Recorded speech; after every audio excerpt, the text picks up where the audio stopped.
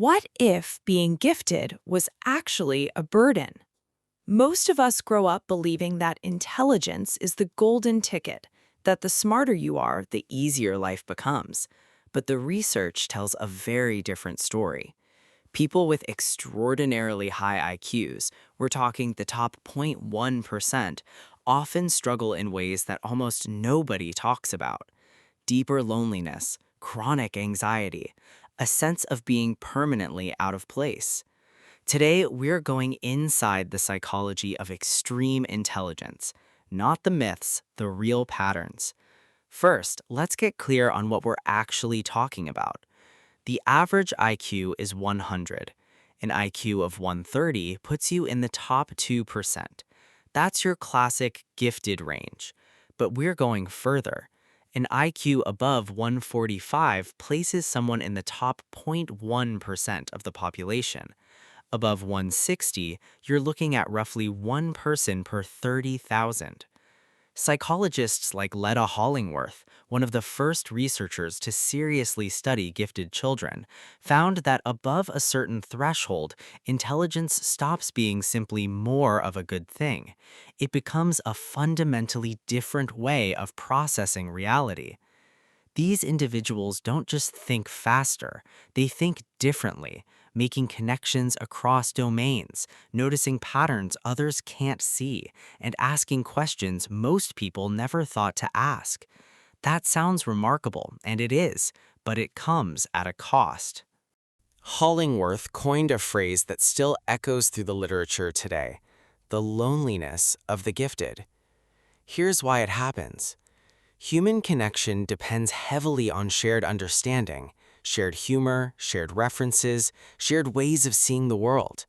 When someone processes information at a significantly higher level than nearly everyone around them, that common ground gets harder to find.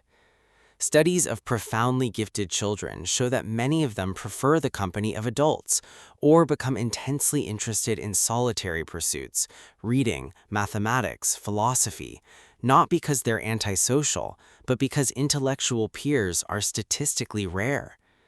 And this doesn't get easier with age.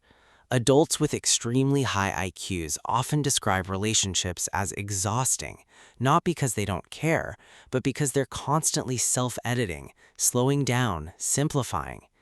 Researcher Kathy Kolde described it as living in permanent translation. The loneliness isn't about being unlikable, it's structural. Now, here's something that surprises a lot of people.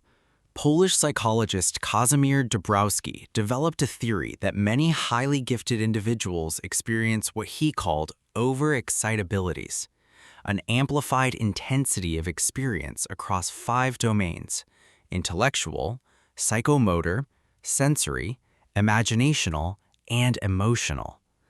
That last one is the most counterintuitive. We imagine geniuses as cold and rational, but the research suggests the opposite. Highly gifted people often feel more deeply, not less. They may experience stronger empathy, more acute moral distress, and a heightened sensitivity to injustice or suffering in the world. This creates an interesting paradox. The same mind that can analyze a problem with surgical precision may also be emotionally overwhelmed by the suffering it perceives.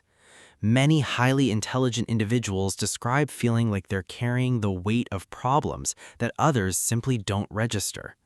Let's talk about one of the most misunderstood phenomena in this space: underachievement. It seems paradoxical. How does someone exceptionally intelligent end up dropping out, underperforming, or disengaging entirely? The answer, ironically, is often the intelligence itself. When your mind moves significantly faster than your environment, boredom isn't just uncomfortable, it's corrosive. Gifted researcher Maraka Gross found that profoundly gifted children placed in standard classrooms had already mastered up to 80% of the curriculum before the school year even began. The result wasn't thriving. It was disengagement, disruption, and in some cases, a deep aversion to academic settings entirely. The same pattern appears in workplaces. A highly intelligent adult in a role that doesn't challenge them doesn't just get bored. They often develop contempt for routine, become difficult to manage, or quietly check out while appearing functional. It looks like laziness from the outside. From the inside, it's suffocation. Here's another paradox: impostor syndrome. The feeling of being a fraud who doesn't deserve their success is actually more common among highly gifted people, not less. Why? Partly because they're acutely aware of how much they don't know. The more you understand about any domain, the more vividly you see its depth and complexity. A person of average intelligence may not know what they're missing. A person of exceptional intelligence sees the full landscape of their ignorance. There's also the weight of expectation. Gifted children are often told from an early age that they're special, that they'll do great things. That narrative becomes a psychological trap. Every ordinary setback, every failure to perform at genius level becomes evidence that the label was wrong, that they've been found out. Psychologist Carol Dweck's research on fixed versus growth mindsets is deeply relevant here.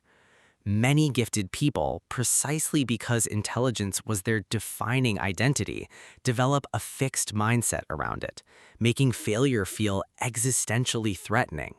The relationship between very high intelligence and mental health is genuinely complex, and it's important not to romanticize it. Some studies suggest elevated rates of certain conditions among the highly gifted, particularly anxiety, depression, and, in some research, conditions on the bipolar spectrum. A 2018 study published in Intelligence found that members of Mensa, the High IQ Society, reported significantly higher rates of mood disorders and anxiety disorders than the general population. The leading explanation involves that same emotional intensity we discussed earlier, combined with what researchers call existential depression, a form of suffering that arises not from trauma, but from thinking too deeply about mortality, meaning, freedom, and isolation. These are questions most people push to the edges of consciousness. For some highly gifted individuals, they're inescapable. To be clear, high IQ is not a sentence. Many profoundly gifted people lead deeply fulfilling lives. But the myth that intelligence automatically produces happiness needs to be retired. So, what do we take from all of this? First, intelligence, at any level, is not a simple advantage. It's a set of cognitive and emotional characteristics with genuine trade-offs. Second, the most consistent finding in this research is that gifted individuals thrive when they find their people, not just academically, but emotionally. Communities where depth is welcomed, where intensity is understood, where they don't have to translate themselves constantly. And third, perhaps most importantly, if you recognize yourself in any of this, that recognition matters. Understanding why you feel out of step with the world doesn't solve everything, but it's a better starting point than assuming something is simply wrong with you. The mind is a remarkable thing, especially when it makes life complicated. If this resonated with you, subscribe for more psychology content, and leave a comment. Which of these patterns surprised you the most?